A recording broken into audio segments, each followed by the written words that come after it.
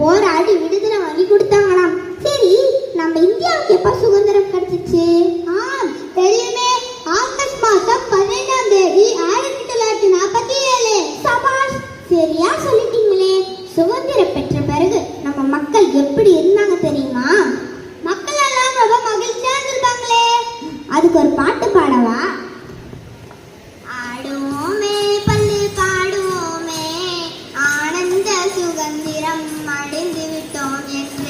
ஆடுவோமே பள்ளி காடுவோமே, ஆனந்த சுதந்திரம் அடைந்து விட்டோம் என்று. சில வருஷங்களுக்கு அப்புறம் நம்ம காமராசர் காங்கிரஸ் கட்சியில உறுப்பினரா சேர்ந்தாராம். அப்போது நம்ம நாட்டு மேல வச்சிருந்த பற்றுனாலையும் தன் முயற்சினாலையும் 1954ஆம் ஆண்டு முதலமைச்சரா தேர்வு செய்யப்பட்டாராம். முதலமைச்சரா இருந்தப்ப நம்ம பிரபலமான கலை வடிவம் ஆகும்.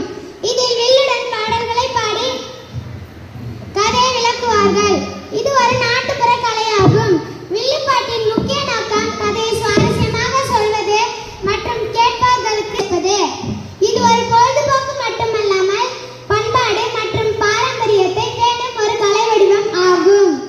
பெரும்பாலும் கோவில் திருவிழாக்களில் வில்லுப்பாட்டு இல்லாமல் கோவில் திருவிழா நிறைவு பெறாது.